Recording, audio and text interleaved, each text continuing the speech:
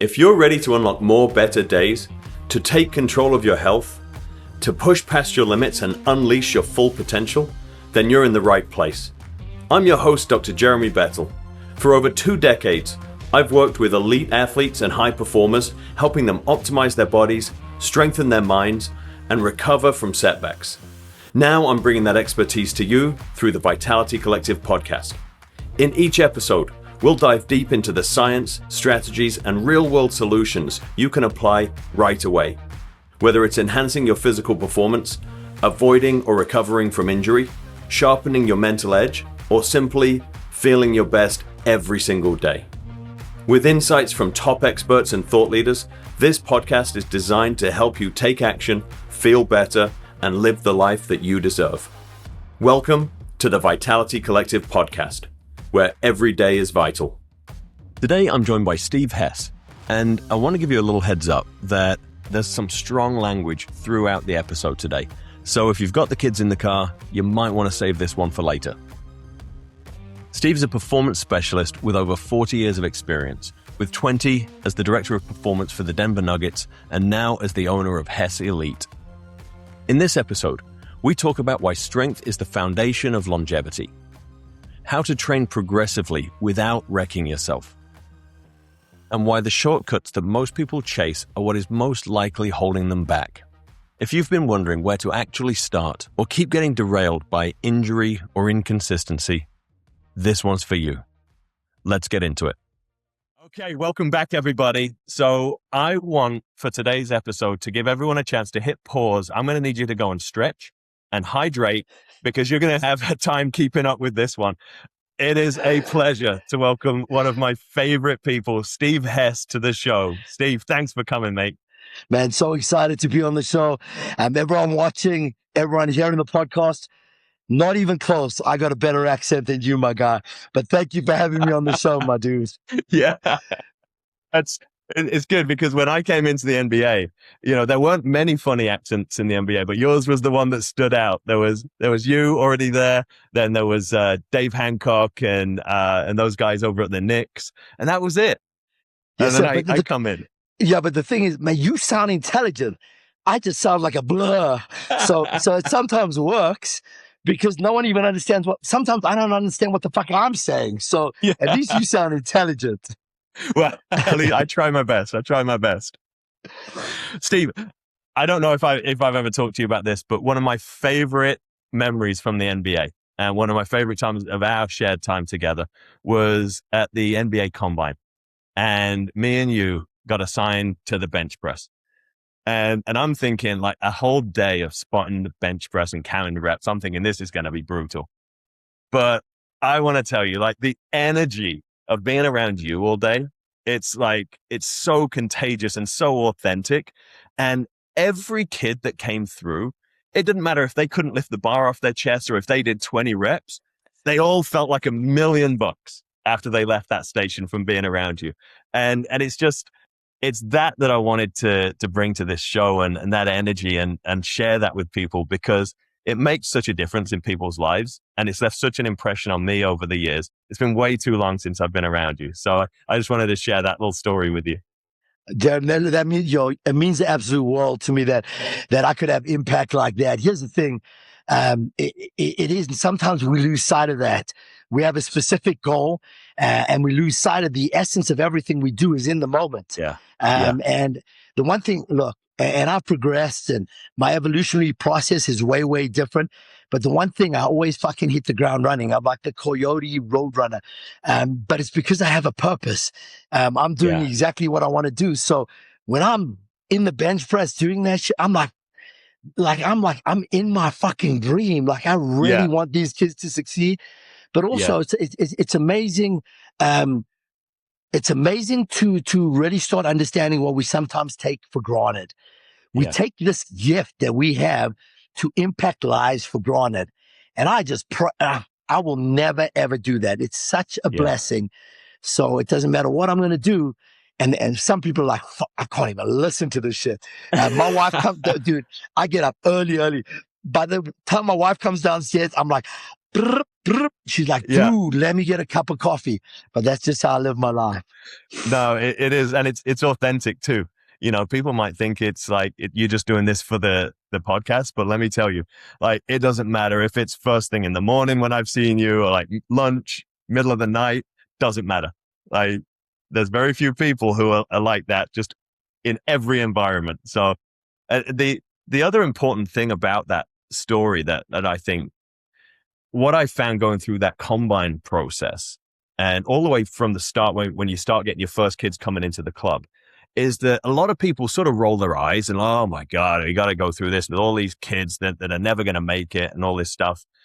And you forget that every kid there is about to achieve their lifelong dream, right? And they get treated with a bit of disdain in some of these environments. And so what was so wonderful about that is how good the kid felt, right? They felt like they were an NBA superstar when they came into that environment with you. And I know that those kids will remember it, right? Because the ones that didn't make it, the ones that did go on to be superstars, they all got treated the same and all felt like they were the star of that show. You know, you say that. So here's the thing. Prior to becoming the strength coach for the Nuggets, right? So it was 4 years. I had no basketball experience. Jeremy, I didn't know where the free throw line was. Like, I got a book for dummy. Anyway, my point being this. I thought through every process, but here's what happened. When I first got into the NBA, I was so excited for every person, but you do get lulled into the superstar thing where, you know, they have a little bit more, but here's what happened. So I left the NBA to go work at Panorama Orthopedic Spine. So I'm working there, and it wasn't what I thought exactly. Nothing ever is. I'm so blessed that I did it, but I'm going from training like Jokic and Murray to wiping snot off the walls. And like by year 2, I'm like, what the fuck have I done? By year 4, I'm like, oh my God, we're all just the same. And here's the essence of it. They're just people. What is the essence of the goal they're trying to achieve? I have the gift of creating impact. So I promise you, if I was in the NBA, and I hear what you say, there were times where I would lull off. Now, I don't care if you're 12, if you play if you're a pro, it doesn't matter. Every person who comes to be with me, I feel so freaking blessed that I'll do anything to upgrade the essence of everything they do. But that's such an important message, Steve. Like, I don't think people see themselves as the same as the athletes, right? That's been my biggest lesson in coming out of sport. I was literally just on the phone. I do Zoom training with a lot of my clients, and I've got an 84-year-old woman. And I was looking, and I'm thinking about our conversation coming up. I'm looking at her program, and it's basically the same. If I showed it to you, you'd say, yeah, you could do that with one of the NBA guys, no problem. And she's 84, right? And we're helping her work out of osteoporosis and muscle loss and all these things that she's had going on. But she's working every bit as hard. The reward from you're adding 10 years to her life, not just a couple of zeros to a paycheck. Like, it's so rewarding, but it's the same process. So here's the irony of the whole thing. It's this. You're upgrading the threshold of the neuromuscular system of every individual separately. But the goal necessarily, if they're about it, is the same thing. So what does that look like? It's all encompassing. It's your hydration. It's your food. It's your recovery. It's the resistance. And now I'm going to take this one step further. The essence of my basic philosophy, everything is based in strength. It's not unilateral. It's bilateral strength. So when you say that to me about the 80-year-old lady, I have an 87-year-old. Here's the thing. People don't understand this. At that age, they have no more compensation patterns left. You fuck one thing up, you blow them up. You regress 3 weeks. My athlete's 22 years old. I can drop him out of a building, snap a leg, we're still going. So what ended up happening is I didn't hold myself accountable to everything I did because there was never really a recourse where you're like, I fucked up. You can't fuck some of that shit up. So I'm telling you right now, it's easier to train athletes. I got this 86-year-old dog. I got to lock in, man. It took me 3 weeks to get him to walk, to get his big toe to, you understand that. So people are like, I just want to ask, do you really? Because here's the thing. If you don't know what the fuck you're doing, you're just managing it. Now I have athletes as well. This is the gift, dog. Every day I have so many different people. I'm like, holy shit. It's like, I better be on. But I think through every process. None of the shit I do is bagging groceries, but you're so right. And here's why. Our lives fucking matter. Yeah. We matter. The people we train matter. And if you can't create this environment where they're getting better, you shouldn't be in this position. Right. And look, that's where I want to go with today's conversation, because when I think about longevity, right, and that's the field that we've moved into, I'm not thinking about optimization, the last 1%. I'm not thinking about biohacking, right, getting a vitamin IV or getting in a cryo chamber. I'm thinking about the person who has maintained the ability to do the physical activities they love doing with the people they enjoy doing them with, right? I'm thinking about what are the big things that we need to achieve that. And I am right there with you. It is strength, resilience, capacity, and that ability to keep going. So let's dig into that a little bit. Okay. Where did that strength foundation come from? So I'm gonna roll. So like the strength foundation, it's just that. I did my master's thesis on bone density resistant trained females. Yeah. For 40 years, I understand this. If you're not strong and stable in your base, you're fucking done. If you're doing you're doing my balance routine and you're on a Swiss ball, you're fucking done. So here's the thing, though. I spoke to Antonio McDyess the other day. Hadn't spoke to him for 25 years.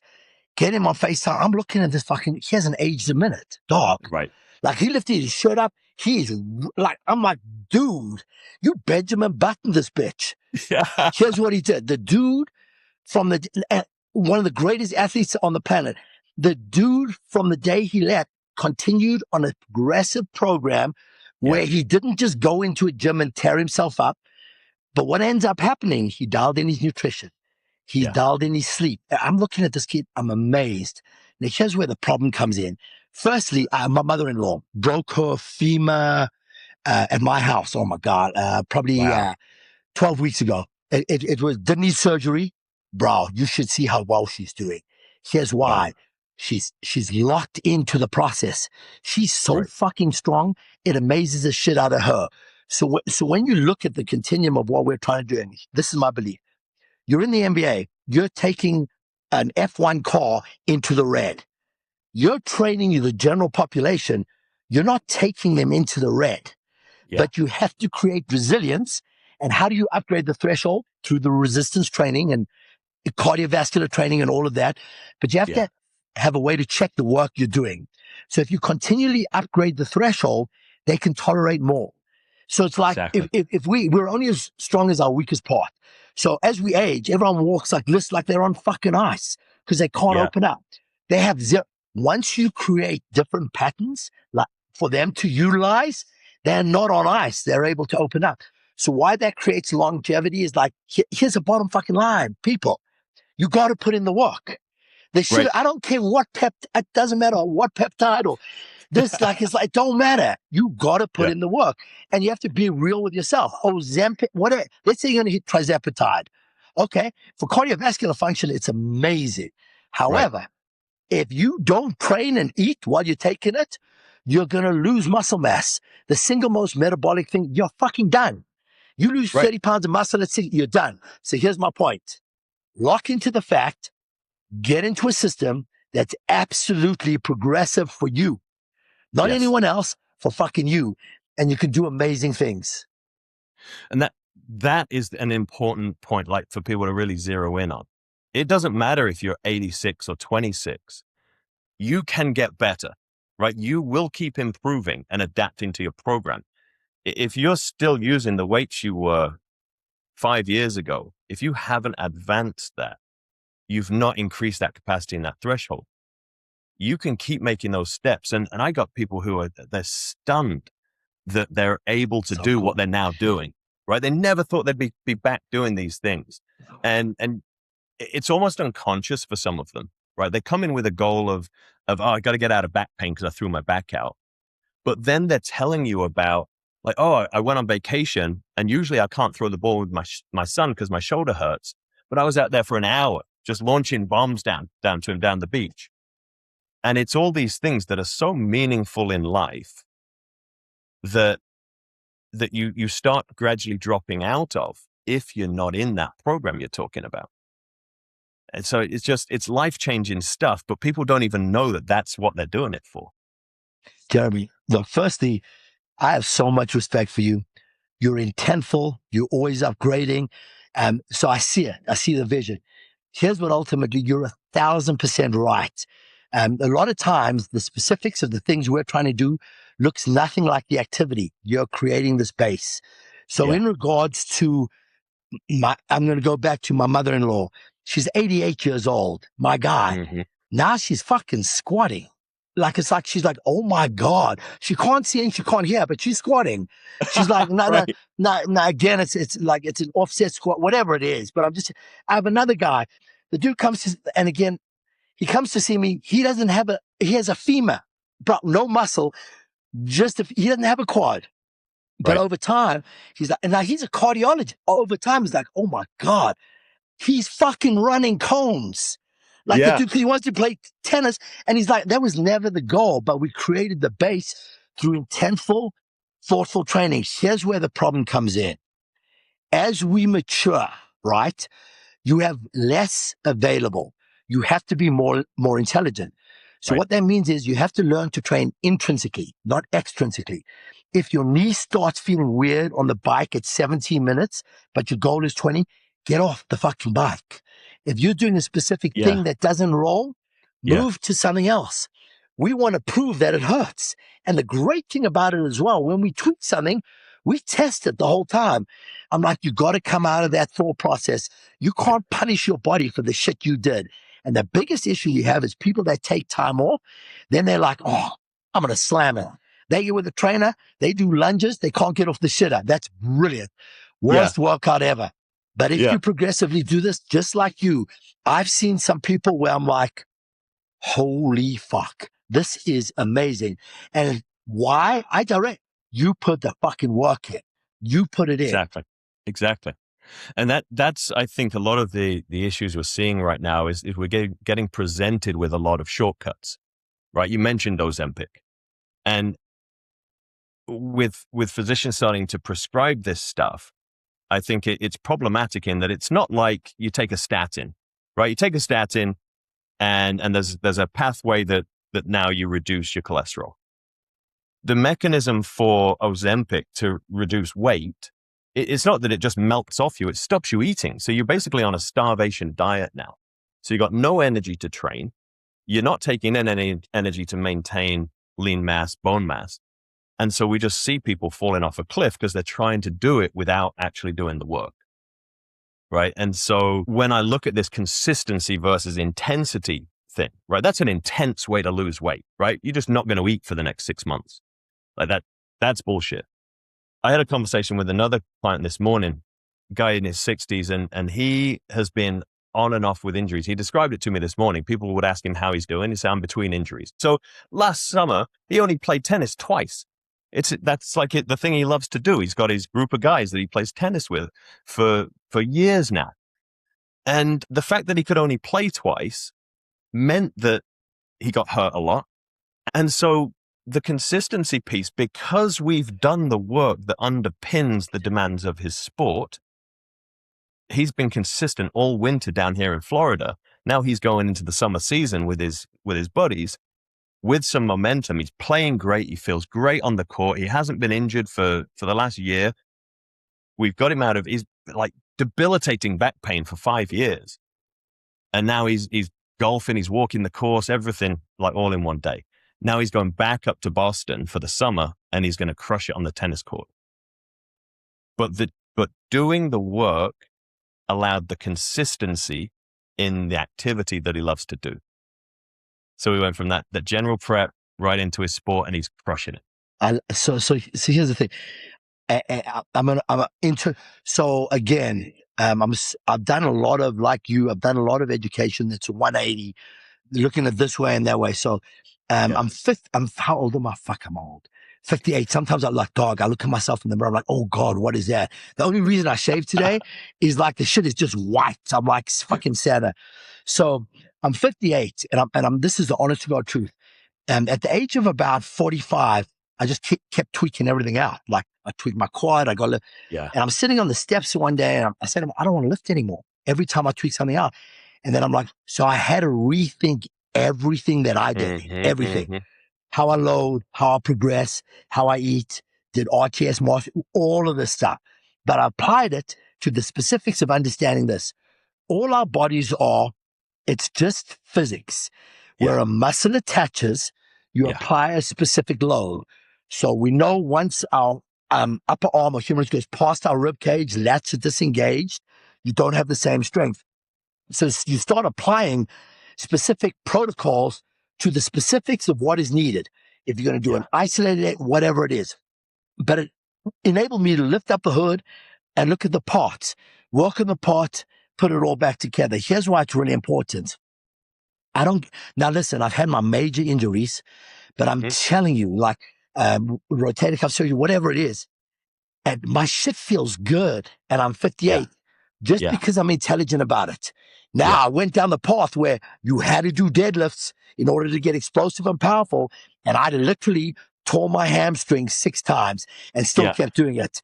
And then finally I'm like, maybe you shouldn't do them. So it's just shit like that. They're like, there's no bad exercise. They're dumbass individuals and they're dumbass people telling you if you modify it according to the specifics of the individual, you can fucking do anything. But if you've done nothing and you go play pickleball and you're 65, wait, something's going to explode. Not kind of tear. Now, am I saying, not what I'm saying. If you're going to do something ridiculously uncontrolled, easy. I don't care if you want to climb Kilimanjaro with a weight. I don't care. Progress into it. It's like everything. Like your guy who's playing tennis, train the fuck up to it. Be intelligent. Train up to it. If you want to play, absolutely. But here's what we do. As we get older, we watch America's Biggest Loser, I don't know, and 45% incline. And we're like, boom, get on the treadmill. Great. You tore your calf. Now you're done. As we age, we cannot get injured. Can't get injured, my guys. Cannot. You upgrade the threshold of a system by logically and carefully progressing your programming, whatever it is. You have to lock into your nutrition. You have to lock into your hydration. And unlike me, get some fucking sleep. These are the things, man. Like, and I want to dig into that mindset around like extreme, people wanting to do extreme things. And my view on it, and I think this is something that I've brought out of sport that, again, I'm not really seeing a ton of. It's not my job to judge what your goal is, right? You want to be 85 and break the deadlift record for your age group. That's fucking awesome. Like we're going to get after it. But what we must understand, we know that we are training for a set of specific demands, right? Like we know what the demands of the NBA are. You're going to land from a 60-inch vertical jump. You're going to come down with about 10 times body weight on one leg. We know we got to train you to be able to withstand those demands. And it's the same thing. If you want to play pickleball and you want to go to a sudden explosive stop-start sport, or you want to jump on that treadmill, you want to skydive, like whatever it is you want to do, we know the demands of it.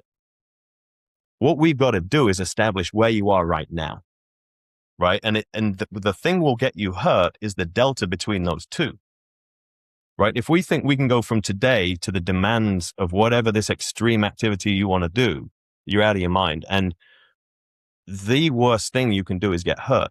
And I'm going through a similar thing that you did. Like, Steve, I just started a running program. I haven't run for ages. I've been a strength and power guy, right? So I'm like you. I'm like basically a cube. Right. And then, so I'm running down the street and I'm heavy for distance running. And so like I get a little tweak in my calf, but I think, it's fine. It'll clear right up and keep going on my run. So I sacrificed the next 4 weeks for that one run on that one day because I wasn't intentional about, like you said, you feel that thing. If that's hurting at 17 minutes on the bike, get off. Right? Understand where you are, where your demands are, and let's work through that. Then look, here's the thing. Firstly, I hated cardiovascular work. I got a CT scan at the Boone Heart Institute, bro. Like my heart, it's hereditary. I'm fucked. So he's like looking at this. He's like, "You're gonna die, dude." So I'm like, "All right, I'm changing everything." So I get up at 1:45 a.m. in the morning. I'm on the fucking bike at 2 a.m. I swear, I'm not even lying about this. And here's what you read all these articles and you lose strength, and here's what happened. Everything started feeling better. Everything.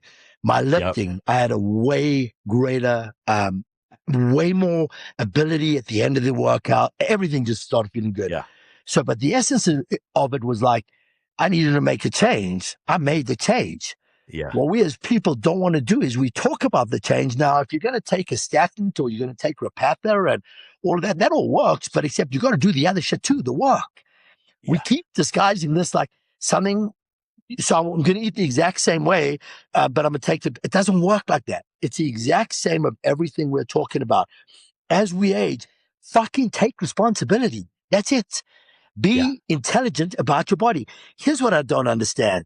You got these incredibly intelligent individuals that'll get with an individual trainer. I'm not clavicles like this, little waist, doesn't have a certification, and and the individual will murder you. You can't move for a week, and you'll be like, can't brush your teeth, and this is the greatest thing. So my question is this: the most important thing, I believe, is the muscular system. It's the most metabolic system, and literally. Why would you give the fucking controls of your muscular system over to someone who doesn't have a fucking clue? Or even worse, why wouldn't you obtain the knowledge of someone who does have a clue and build that system up slowly so you can fucking live forever? Or if you like, just do cardio, and I promise you that's great. You won't be able to get out of the chair eventually. And if you don't work out and you age, this shit, which is the big dog, will work, but you're dysfunctional. You can't do anything. The muscular system, that is the shit. You have to work on it. But here's what happens. We do this. We all look for shortcuts. I know I can get from A to B, same as I did when I was 20. Come on, Jeremy. And dude, the shit changes. If you think it doesn't change, you're on crack. Well, the people who think it doesn't change haven't gone through the change yet. Agreed.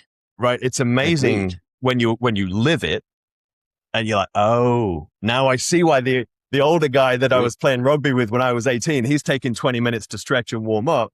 And I'm just running out laughing at him thinking, like, I'll never have to do that. Agree. Right? Now, same thing. I'm coming up on 45, right? Stuff's starting to change. I'm getting these ego injuries, right? I still go in the gym and I can still move a lot of weight, but I shouldn't, right? Because I see the guy next to me. I'm like, well, I'm not going to take a plate off. And I feel you. Tweaking something, right? And that's it's this mindset that I think the hard workout, right? The one that's just going to crush you, it feeds into that high performer mindset where people think they can apply that same grind mentality from their corporate life, that they can will their business to change. I think people think they can will their physiology in a similar way, and there are hacks and shortcuts. So they go to this guy who looks great, right? And has all the credentials to look at him, but doesn't know shit. And they end up doing the worst thing possible, which is getting hurt, right? Because they dive straight in with this. I 100% agree. So here's the thing too. Like, that's why now, like literally last week, I have my own facility, so I can't be judged. But because of the fact that like I'm 58, it got to the point where it literally, like, I swear to God, it doesn't matter.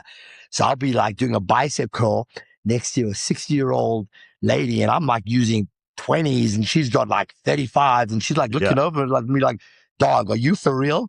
Don't care. Like I couldn't, like I am really to the point now, like I don't care. Like the only people I work out with is my youngest son and my wife, because we're fucking locked in. That's like my time. I take responsibility for it. Now I love it. Now I also understand a lot of people don't necessarily love it. They want to do the other stuff. What I'm 100% saying is this. I'm 100% saying, if you do not lift weights, you're fucking done. The rest of the stuff is going to fall apart. Why? Because you have to load the system in order to upgrade the threshold. If you don't appropriately upgrade your threshold, you're done. So everyone who wants to like get in great shape, I'm saying, look, you're 45. I said to you, I can keep you at 45 when you're 65. You'd be like, fuck yeah. But they don't see progression. Don't see progression as staying in it. So what I'm saying is, who's ever watching this fucking podcast, lock the fuck in now, because I'm telling you, it's a lot different doing this shit at 20 than when you're 65.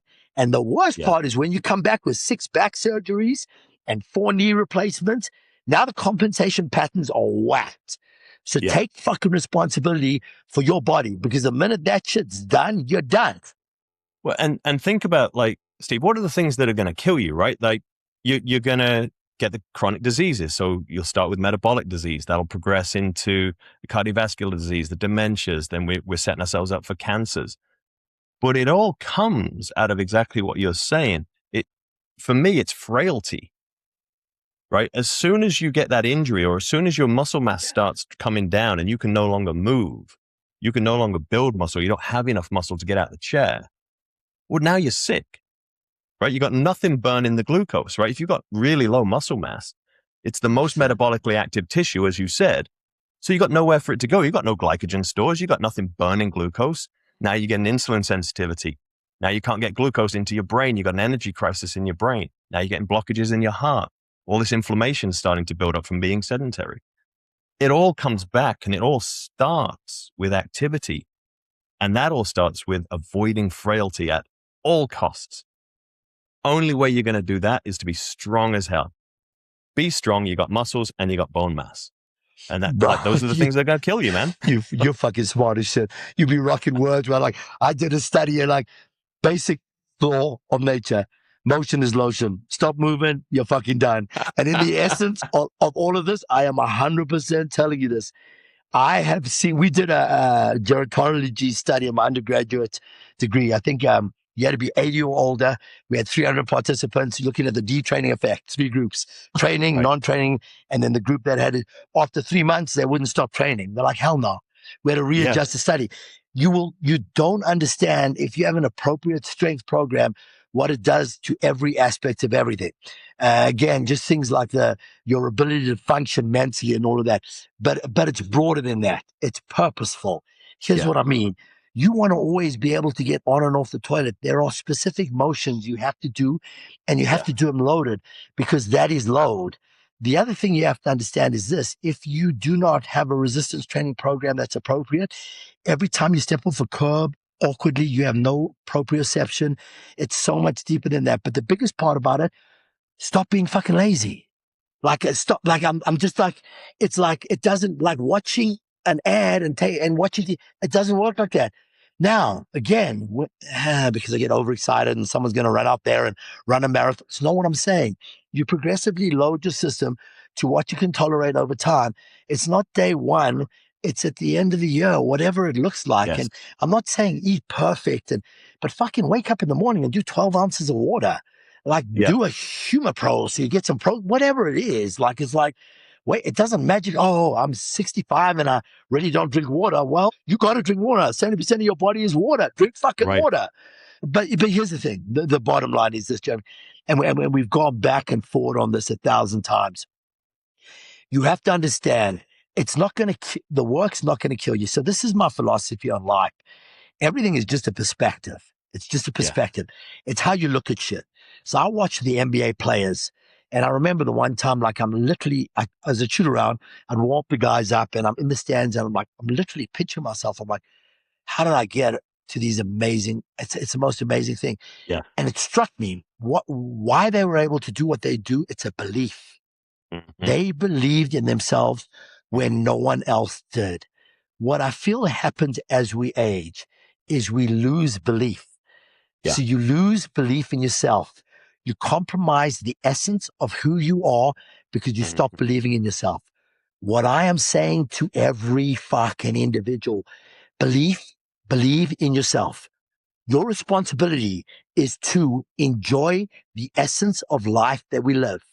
If you can't enjoy it when it's hard, you're done. Stan Kroenke once said to me, life is all about how much shit you can take and still keeping moving forward. It's just how it works. Right. So if you want to stop and retire and go eat ice cream, it doesn't work like that.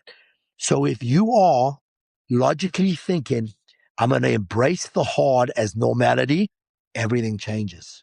Well, and when you do, like, it's amazing how much better you feel just on the other side of it, right? Like, we started this business, right? And it's hard. Like, we'd never done the entrepreneurship thing before, right? So you can't even have a framework for how hard you're going to work and how tired you're going to be. But every time we're tired and we're like, fuck, I don't want to go to the gym, but we just go, right? Like, because that's just, you just have to just go. It's the energy it gives you back is just exponential to keep going. The more inertia you have, the more sedentary and the more still you allow yourself to be, the less energy you have. So it's like, for me, it's exactly what you said. But I want to just skip back a couple of seconds here. What you said a word that I think is really important as we talk about getting strong. You said the appropriate program. Right. Talk to me about what that means, because we're working with people who have capacities that are sky high, our MBA guys. We're working with people who are coming in, your mother-in-law with the broken femur. What does an appropriate program look like? How heavy should people be lifting? Like, give people some practical tips here on how they can build this in. Okay, it's a tough question to ask because it's very general. Depending on where an individual is. Like I don't believe in prescribing like what one thing is best. How we able to, it's really hard. What I would basically say as a progressive load is, I would start with isometrics. And I would start with isometrics in specific positions. So if you can only squat to here, I would literally just start with isometrics with the concepts of, okay, what do I need to know? If you're going to squat, it's different than a hinge. I got to understand some of those things. But where am I going to create contact? My wheels, which are my feet. So your feet have to be aware of what's going on. So if you create contact with your baby toe, big toe, and heel, you have contact. Everything we do in a squatting exercise, it's a folding exercise. You're just preventing your body from falling. So you go into a position, which is a logical squat position. You start off by holding that for 30 seconds. Right. You do that 30-second hold, 3 sets. That's maybe one. I mean, you'll go up against a wall. I'd always start with a posterior chain, drive my arms back into the wall, whatever it looks like. I would start with isometrics broadly, because if you use low-grade isometrics, it actually brings back muscle firing. But in the essence of what a full program for anyone looks like, it's simply this. This is what I would start off doing. I would do the low-grade isometrics in specifics, functional positions that I have to use, making sure it doesn't create pain. So the two things I would always understand, that there's a squat and a hinge. And when you squat, you still have to imagine closing the car door to get in the squat position. And a hinge, you're moving horizontally. Simply said is you honestly want to distribute your body so you're in an athletic position. Yeah. Find what your athletic position, start getting safe in that position. Then now why I'm saying this, because it's so general. Then your range of motion initially shouldn't be huge. You want to create strength in the isometric positions in ranges that aren't huge. Once you stabilize through it, then you progress up. Now, ultimately, you got to get someone who can show you. And you have to get someone who, they really got to be intentful and know what they're doing. They're going to change your life. It's huge. It's hugely important. But the other thing that's hugely important, I want to go back one step. So you're starting this business. Who are you doing it with? With Michelle. Your wife, right? Yeah. You guys are fucking locked in and you're ninjas. Right. And the harder it is, the closer it brings you. My wife and I, dude, for 40 years I waited to have my own place. We have busted our ass. Like I'm talking like, I don't even know how the fuck we did it. And we still get up every morning together to lift because we have the support of one another. So if you're in a situation, get with the other individual, husband, wife, whoever it is, and understand this. If you're younger, you know who's watching you? Your kids. So lock it in. So while I can't give you the load, because I don't know if you've had a hip, I don't know what it is, fucking research it. But research it without an ego. Logically research it, and whatever is out there, you got to think your think. And do not follow fucking Instagram. Oh, that looks fun. I mean, it doesn't work like that. So it's like, it goes back to taking responsibility for your body. So, some of the older individuals that I train, their doc will see them like, oh my God, what are you doing? And they're like, well, I can't really explain it. One of my orthopedic surgeons is like, what is your way to prevent or get rid of patellar tendonitis? By the time I went through he's like, oh my God. I'm like, doc, that's what I'm saying to you. The amount of work they have to put in, you know how much work I'm going to put in to give them the best chance to do it, but to basically say, just squat, just do pull-ups, or it doesn't exist. You know, I'll say one other thing, and then it's like you say to a kid, okay, you can't do weights, but you could do body weight work. Okay. So you're a 140-pound kid and you do push-ups, but you can't take 2 5-pound dumbbells and do presses. Illogical. We don't think through the process. Like when people talk about stretching, here's my thing. I'm a huge believer in, a muscle does one thing and it contracts. So you want to improve the contractile capacity of a muscle. So if you want to stretch, that's fine. I'm not worried about the muscle you put on length, but the other side, you have another set of muscles. When you overly shorten them, you lose the message. So the spindles lose contacts, you lose the ability to contract. So what I'm saying is just be aware of all this stuff. One thing doesn't fix, like someone has a back pain, go do Pilates. I'm not saying Pilates is good or bad, but I'm like, or just go do PT. I'm like, okay, that's pretty PT. It's like, logically understand this. Progressively load your system, you will see unbelievable results. But if you're going to go and think one thing's going to fix you, you're done. It doesn't work like that. Well, and like, I think that's really important, because people are looking at the popular thing, right? What's popular right now? I'll go do Pilates for my back. I think we get asked all the time, like, how do I find a trainer? How do I find someone to work with? And I don't think that there's like a credential that I would say you got to find. And so it's quite tricky, because how do you sort through, like, two people with a certification might be very different quality. So for me, it's exactly what you said. It's not a generic thing. If that trainer hasn't spent time getting to know you before your first lift, getting to know your body, getting to know your level, like where you're at, then I think you're going to land in some trouble, right? I think we need to make this your program, not just the program or a program. So 1,000% agree. So I'm giving you real world tips for people out there. If you're getting with an individual and you spent the hour listening to them talk about themselves, not the right person. I'm 100% telling you that. If they spent an hour talking about the injuries, not the right person. If they spent the hour not intently looking at you and writing shit down, looking at themselves, not the right person. So you are directly responsible to understand that the person you get with, they're taking you on a journey. You're going on an Indiana Jones movie. You both got keys, both of you, not just you. You know who gets the treasure? You. Make sure the partner you choose knows how to fucking turn the key. So you are empowering them to take control of your body. How do you choose the right person? I have no fucking idea. One of my boy owns 5 crunch gyms. I said to him, like, because I'm like trying to do these different things, and what makes the best trainers? He says, even the best or the most successful? And I'm like, let's go most successful. Actors in New York City, actors. I'm like, what do you mean? He said, because they can transfer the message where everyone feels good all of the time. And I've fucking seen it. Like I literally have seen it where I'm like, that is not it. If you're not improving, that is not the person. Now, listen, oh my God, if after a week, you're like, that's ridiculous. So put the time and effort into the research, where you're at, what you're trying to achieve, what you have available, what surgeries you have, what are your limitations, what do you want? Like, what do you want? You want to live forever?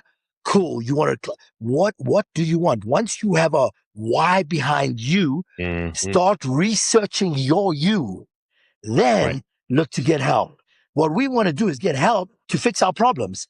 Dog, if you're coming to see me and you're talking to me about your husband, don't want to hear, or your wife, don't want to hear. I'm not the guy.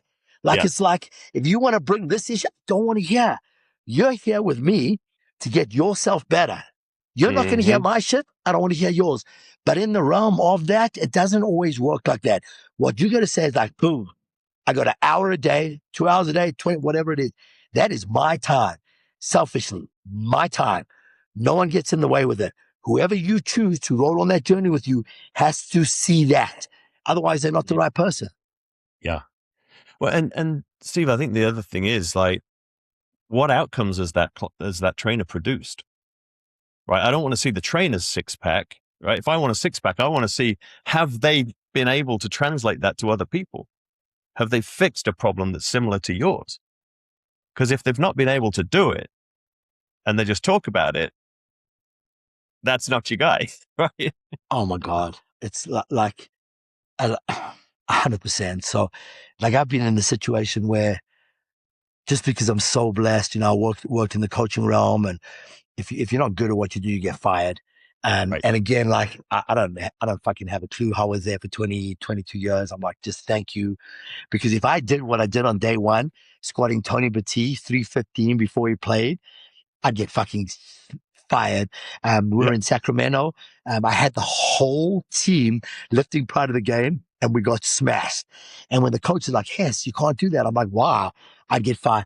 So there's progressive load, which I deciphered through. But here's the thing. I logically upgraded the way I do everything. And it became ultimately important to me to understand this. I am secondary to the person that I train. I am secondary. I am blessed that they're giving the essence of who they are over to me. But it's deeper, Jeremy. I honestly, I know everything works on a vibrational level. Everything. How you think. Disease is dis-ease. How you think is who you are. Your thoughts, your primal movers. Words are extensions of your thoughts. So if you were ethically moving in the right direction, that's all you can do. So is this easy? We overcomplicate it. It's basically this. Stay in motion, understand your body, learn it slowly, improve things that you can tolerate over time. Don't get into a crash program. You will be 1,000%, but you have to know it's going to work. The person you eventually choose, you have to know it's going to work. And the reason being, because if you do that, you got a shot. If you don't, you got zero shot. That's utilizing your mind the right way. I've met certain people in my life, very few, who actually change. I'm going to say this, and I'm going to keep it real. Very few people actually change. People, you need to actually change how you look at things. Because if you don't, I am telling you, I've seen it a million times. You are 47 years old and you're a male. Your testosterone is low. You lose the zest for life. And so everyone understands this. Nobody gives a fuck. They will tell you, oh my God, they don't. You got to take care of you. You are responsible for you. Oh, it won't. Be fucking selfish. Because if you don't do that for you, great. You're fucking, and I've said this 1,000 times, like I'm 58. I've lived from here. I went back to a facility which I part owned. I saw guys I trained 35 years ago doing the same shit, and half of them were injured. Like I'm looking like, you can't walk. And I'm like, you can't do the same shit if it's not working. That is not evolution. Fucking think. If you're in a business and it's failing, you don't stay in the business. This shit right here, the essence of everything we do, if it's not working, don't fucking do it. Oh, my doctor told me to back or whoever. It's like, but my back's still killing me. Well, find another way. What is the other way? I don't know, MATRA. I don't know what it is. What I'm saying to you is you got to take responsibility. Well, that's an important point you made about like find another way. For me, that's what creates consistency. And I'd like to talk a little bit about consistency, because too often you go in and you say, okay, well, my shoulder hurts. And either the trainer will look at his program and say, well, we're benching today anyway. Or they'll say, okay, well, then we just won't lift. And it breaks your momentum. Then the way I think about it is, then what can you do? There's a movement you can do that we can still train today. When you talk about consistency, how does that look to you in terms of how often are people training? How long is that? Do you have to be consistent for these results to start showing? So it's individually based. So you're asking me. So I've had a few surgeries. I'm not going to go through it because people will be like, well, why the fuck are we listening to you? So it's like, I've never taken, like, this is the honest to God truth. Since I was 18, I've never taken more than 3 days off since I was 18. So like ACL, whatever it is, never, ever. I literally hate days off. It kills me to have a day off, right? Is everyone like that? No, not necessarily. So when you're looking about a generic program, what should I do? Here's what I am telling you.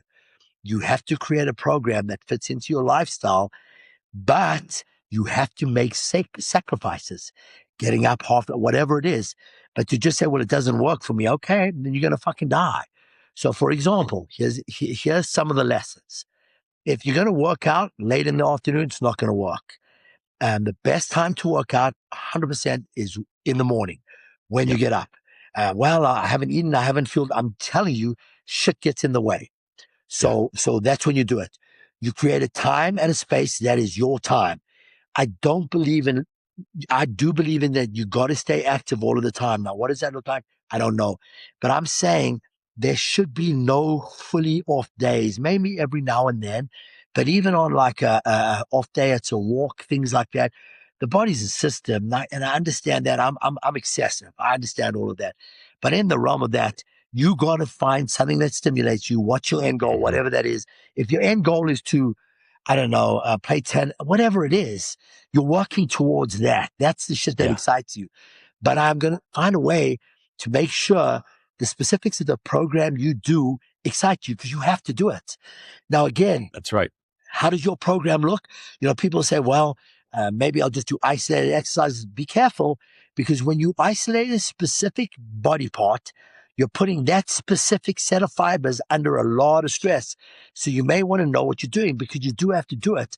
But to macro squat, whatever it is, just say this: look, what's the risk? What's the reward? Why am I doing it? That's it.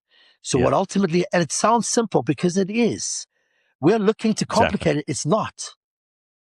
Yeah, I think that's the important thing. Like, for me, the best program is the one you're going to do. Great. Oh my God. Right? I saw something on Instagram the other day, and it just pissed me off. And it was like ranking the worst workouts ever. And it was like people doing stuff that I look at it and think, it looks fun as hell. They're obviously breathing hard, right? And but it's not in the gym like doing squats, but it's like women with the bungee cords from the ceiling, and they're jumping around and they're flying around and bouncing. And like, look, if you're going to show up every single day and do that thing, and you're around a group of people who are firing you up, and you're breathing hard and you're in great shape, I don't care if you got a bungee strapped to the ceiling or a barbell on your back. Just go do it. So everyone says to me, oh my God, you see what that, I don't give a fuck. I don't know the why behind it. Yeah. But yeah, it's the same as like, I'll see someone, we're in the gym and, someone's overweight and someone will I'm like, you're making fun of an individual who's in the gym trying to do the best they fucking can. Dude, like, it's like if you want to go do Zumba, I don't care what it is. Right. But you got to be intelligent. So if that, here's the thing. This life is so fucking exciting. You can do a walk anywhere. The basis of everything we do literally is in a walk position. You can literally do the specifics of body weight squats through intent anywhere. You can do pushes and pulls anywhere, not through full ranges, with a wall. You can do the specifics of everything we need. The balance program I created was all based in anterior and posterior stability through strength before we did anything stupid. So you don't necessarily have to go in motion. There are a million ways to do it. You have to be guided. But per your point, if you fucking hate it, find another way. I know you've seen this. So like I remember Allen Iverson came to the Nuggets. Call my guy up. He's like, good luck, dog. He don't lift. I'm like, whatever. So he never missed a lift. My guy was a fucking amazing. Why? Because I platformed it. So he believed it worked and it helped him. Otherwise, Nick Van Exel, the same thing. It's like this premise. It's because you fucking think they should do it a certain way. But what I'm saying is no, adjust what it is to the specifics of them. As an individual, you don't have Jeremy and you don't have Steve, but you do have you. And you's way more intelligent than anyone else as it pertains to your body. You fucking know how it feels. So if you eat a fucking cheesecake, which I love, oh my God, that's why I'm like, dog, I'm like the worst. And you feel like shit, you don't think sugar's fucking you up? If you like feel fat, sluggish, don't want to do anything, you're doing the wrong stuff. Whatever it is, if you don't, and a lot of people never felt good in their life. Never felt good. They have no point of perspective. What I'm saying is, don't fry your food. Don't get fast food. Fucking eat whole foods. I don't even care about the ratios. I'm telling you, get protein, fats, carbohydrates, split it into 4 meals over the day, smaller portions. Motion is lotion. Drink a ton of water. You fucking won, dog. You won. You go for a 30-minute walk every day and you do just that. Start feeling good. Oh my God. Once you have that, then you go do other shit. We don't even have a perspective of where to start because we want to go from here to here. Why? Because I was an athlete. Those were the worst. I'm like, yeah, but you're not now. They're fucking not even close. My God. I don't care, dude. Like, look, we're not there. Different set of, this is a whole different game. Dude, I mean, that's the thing. You go from like, oh, I was a college football player. Like, I should train like that. Like, okay. But now you sit in a car for 12 hours driving around on your sales calls. And then you want to go out and lift and jump and do all this stuff like you're a football player. Like, let me know how your back's feeling. Oh, dude, it's like the fucking, like I own a gym. So the basketball runs, I wouldn't even watch. I'd be like, oh my God, because everyone thinks they're LeBron. But it's the same. Like, it's just gone. Like, dude, I saw more injuries there. I'm like, fucking, I'm like, oh, dude. But here's the cool thing about it. Like, because I have my clientele, like I have a team of people right now. They ninjas, boy. It doesn't matter. They just fucking ninjas. I have a doctor, ninja. He had a torn rotator cuff, labral tear, broke the hip. Anyway, so and shit was going bad. So he starts moving towards it. So as we're progressing, so I'll give him specific concepts. Again, I don't do static stretching. We roll into something called preparing for every activity. So the prep set is designed on what we're going to do. And so I'll give him specific isometrics to protect his back, things like that, just my way. So he'd come up to me and he'd be like, yeah, because he drives to like different spots. And he shows me a program he does seated in the car, utilizing progressive load on isometrics through rotation, extension, and hip hop. I'm like, it's fucking ingenious. That's now, amazing. Dude, ingenious. I'm like sitting there in the car. I'm like, you're a fucking G. Why? Because he thought through the process. Yeah. It's like that. It's a yes, sir. No, it's not that. His body, he understands it. He thought through the process. I'm like, God damn, that's amazing. And Steve, what he had available to him, right? You can't say, well, just don't sit in the car all day. Well, that's my job. I have to. So he used what he had available to him as well. He fit it. He went through the process of thinking, what do I need to do? But also like, what are my constraints? And he made it work, right? You do a set of Pallof presses against the steering wheel. Like I would never have thought of that. It's amazing. So, dude, we are Marrakesh. My son, Corey, Pops, you guys want to come to Marrakesh? I can say it now.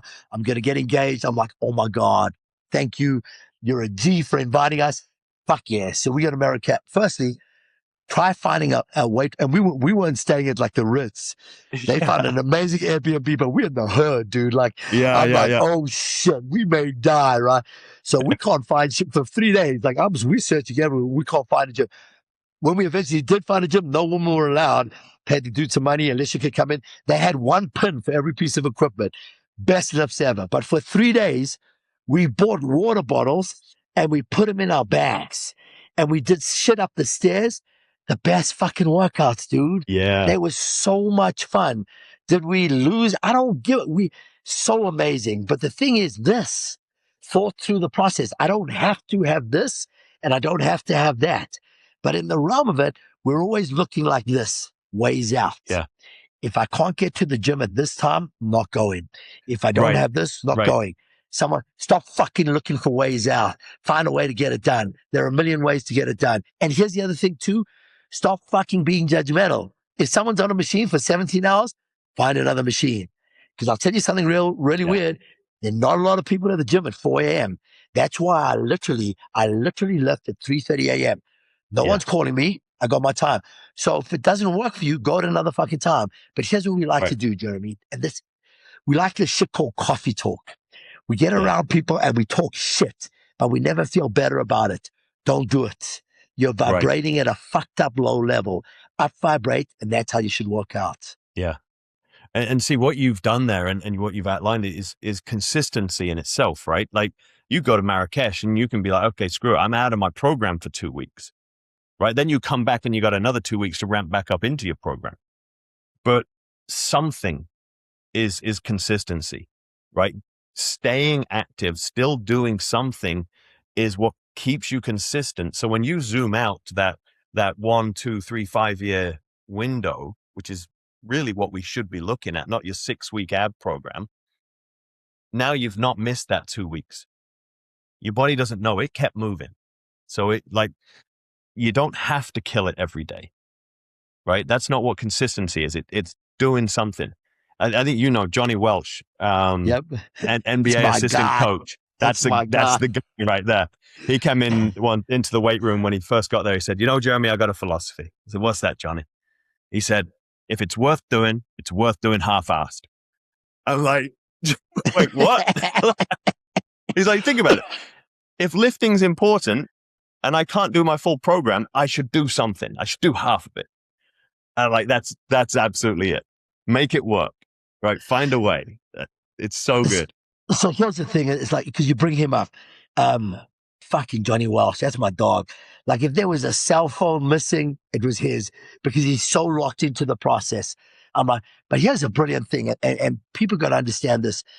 We're always looking for the ideal perspective as we see it.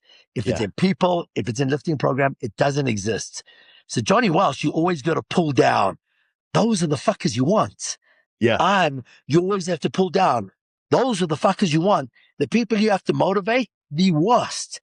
If you have to motivate yourself as an individual, just understand this. If you don't do something every day, you're gonna fucking die a shit death. A shit death. It's like, and if you're not intelligent about it, so if you're going from 0 to 100, you're gonna fuck yourself up. What we do is we look at other fucking shit on media and we're like, wow. And I'm like, you're fucking nuts. Because that great shit you're seeing is because they spent hours doing the fucking video, not living it. What I'm saying is fucking live it. Live it. And it goes back to, look, I'm going to tell you something, man. It's a quick switch. We undervalue the essence of hard work. And it goes all the way back to my time in the NBA. If you create a culture based in work that you can't, Anthony, oh my God, it's going to come to me. One of my guys never, ever missed a left. Like it was like, we were on the road. It didn't matter. 8 o'clock every day. Like there's some days I'm like, dude, we got in. I'm like, I'm going to freaking shoot myself. Never, ever missed a left. The thing is, never got hurt. Never got hurt. Now, here's the 100%. thing. Now, am I saying that is, no, I'm not saying that, but I'll give you, it's just like the dudes who consistently did everything and believed this was going to be the outcome always succeeded. Always. Yep. Because here's the thing. You already succeeded because you believed you did. When we put this program in hockey, went to the Toronto Maple Leafs, we put in a system to say, okay, what are the key risk factors for groin injuries? Let's monitor them. Everybody's got a different risk factor, and let's train people out of that risk. we ended up dropping 90% of the tests. The one biggest predictor was how strong you were. If you couldn't bust a grate between your knees, squeezing your knees together, you were getting hurt. Every single year, if you were in the bottom 30th percentile for groin strength, you were the guy at training camp who reported with a sore groin. Every year. If you were weak, you were hurt. Jeremy, firstly, when it's so funny, like when you go into the specifics of the pro sport, you're like, and it's like you're fucking a professor, dog. I love that shit. It's amazing. I had no idea. No fucking idea. And I 100%, so the only thing I can, like, I love that. That just made so I give a fuck if no one gets anything I say. Just understand that drink more water. Motion is low. Here's why I love that. This shit, that just fucking geeks me. Here's why. Because I didn't even really like think through that. But what ends up happening is the specifics of my ACL program now, you're locked into a strength program for 6 months. Then it's all based in strength. And then even at the 9-month mark, you're less likely to tear it or whatever percentage of 10, 11, 12. But the jump programs that are introduced way too soon. So the thing is, dysfunction doesn't fix function. If you're not strong and stable and you're introducing dysfunction, if you're pushing a fucking sled with a limp, you're not doing, dude. So see, this is what we've come to understand. In order to fix a car, you got to lift the hood up and fix the parts. Yeah. Then you make it go faster, then drive it fast. We have come to understand this in our industry. You know how you fix a car, drive it faster. Right. I'm like, how the fuck does that fix a car? Oh, the pattern will like reemerge itself. How? The dude's fucking limping. If you cannot do a single leg press, you can't jump. So it's like, go ahead. Dude, I'm like, oh. No, I'm just saying, like, the thing that gets me is like the guy he's had his ACL tear, not allowed to do anything. And then he goes to see the doctor at 6 months. He's like, all right, you're cleared to run. Cleared. Oh my God, dude. Fuck off. Dude. But I'm like, dude, but it's the same. It's like, okay, hold on. So again, if you have a leg extension machine that's a correct profile, that when you're weakest, it gets lighter, however that looks, your VMO is stimulating the last 30 degrees of leg extension. So if you can control an environment, you have to do some form. If it's TKEs, it better be done right. But to say you can go play a soccer game, but you can't do a leg extension, it's erroneous. You're fucked in your thought process. So look, now this is my all-time favorite. So it was a physician endorsed pre-program for pickleball. So I read through the program before I called him up, and I'm like, dude, if I did this program, I'm tearing something before I get to the pickleball. He got plyometrics, and I'm like, here's where it starts. Low-grade isometrics, limited range of motion, more motion, do shit that doesn't hurt you, simple exercises, then more compound. Keep it simple, keep it smart, keep moving. But if you're going to tell me you just do this, firstly, it's amazing that anyone can give you a program that's going to fix everyone. It's the same as the dude that puts you on a treadmill is like, oh yeah, 10-degree valgus. Dude, you're looking at his fucking skin, dude. Yeah, you're not looking at him like he could have sciatica, but his shoulders is like, what are you, like you, unless you're that fucking good. Yeah. But in the essence of it, it's like sometimes, guys, you got to be intelligent. But the cool thing is, when we hear someone, oh, you look great, that's fantastic. We want to keep eating that until our leg blows up. And then we're like, wasn't the right thing to do. Fuck. Yeah. But like we hear it in a lot in this messaging that's come into women now, like perimenopause, menopause, geared towards osteoporosis, and this messaging of jump training. A lot of physicians coming out, they read a study that said, like, if you do plyometrics, you should do jump training to improve your bone density. Like, dude, you know how much coaching it takes to take someone from completely sedentary with osteoporosis to jump training without them getting hurt? Like, it's mind-blowing that this messaging, that it's getting into the public on like some of the biggest podcasts in the world. This is going out to millions of people. And I'm just worried, like, people are going to be getting hurt. Like, you go right to plyos, like, you're in trouble. This is the thing that's so fucked up. We live in, firstly, I fucking love America because it's the greatest country. Man, love it. Because if you work hard, you can do anything. But we love sound bites. We don't want to watch the whole movie. We want sound bites. And a lot of these studies, when you read into them, weren't designed for what the end part of the study is.